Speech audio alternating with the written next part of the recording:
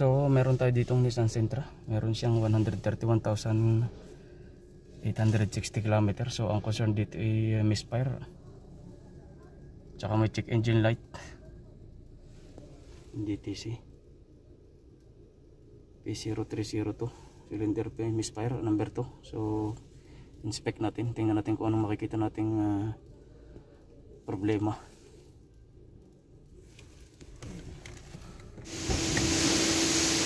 So tanggalin natin itong electric manifold. So tanggalin natin itong mga switch. 1, 2, 3, 4, 5. Tanggalin natin ito. Tanggalin natin ang mga hose. Itong socket. Saka itong isa. So matatanggalan natin itong manifold.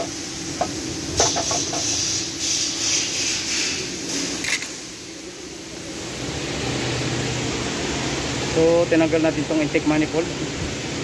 Bali yung intake manifold. Tinanggal natin itong intake manifold. So na ano natin na bago itong ignition coil. So pinalitan na ito sa labas. So pero check pa rin natin. Check pa rin natin, tanggalin natin itong ignition coil. Baka busted siya o kaya basta tingnan natin pati spark plug. Check na rin natin.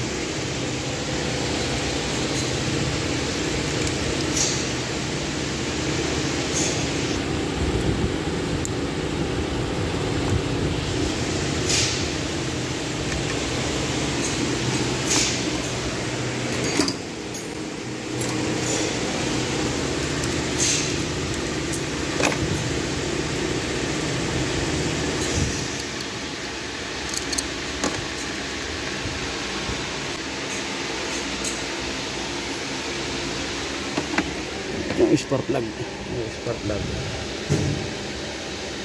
tanggalin natin yung spark plug.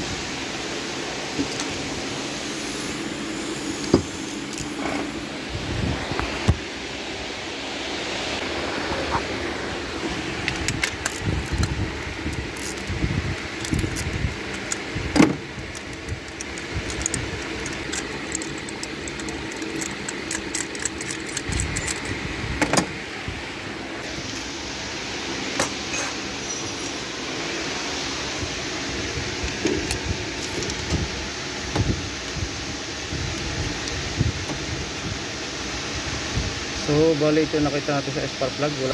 Yan, wala. So magmi-misfire talaga siya. So palitan na lang natin yung lahat ng spark plug.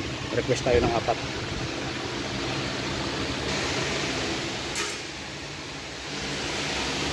So tinanggal natin yung 4 na spark plug.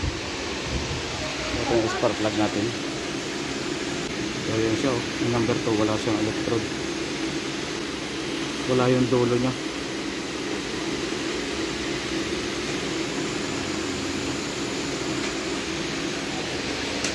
So palitan muna natin ng spark plug. So nakabit na natin yung mga spark plug. Lahat connectors. Lahat, tapos na lahat. Nakabit na natin. So scan naman tayo.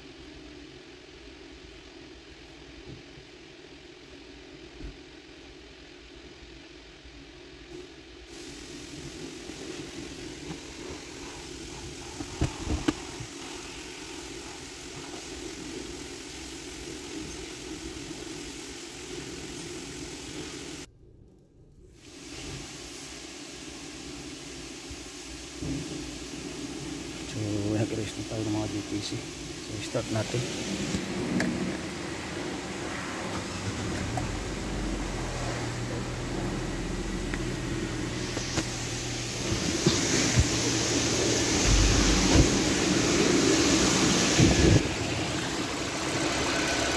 So wala na yung misfire natin.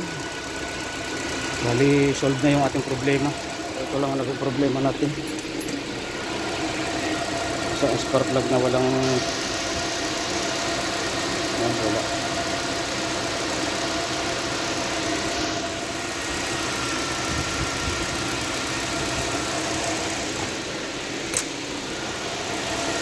So okay na, misfire na, wala nang misfire.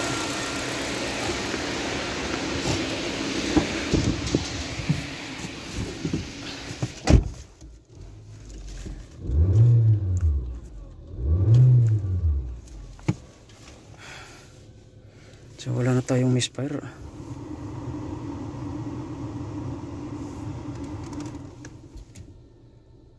So ayos na tong ating sentra. Wala nang misfire, wala nang palag.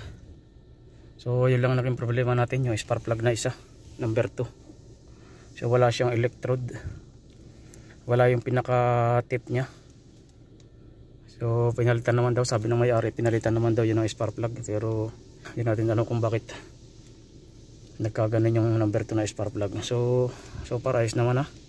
Wala na tayong DTC, wala na rin misfire. So road test na lang muna natin. Pero okay na yan. Wala no, kanina lakas ng palag. So niro-road test natin itong sentra. Check natin kung kakadyot pa siya o hindi na siya kumakadyot-kadyot ngayon. Road test natin siya, kumakadyot-kadyot siya dahil nagme-misfire nga.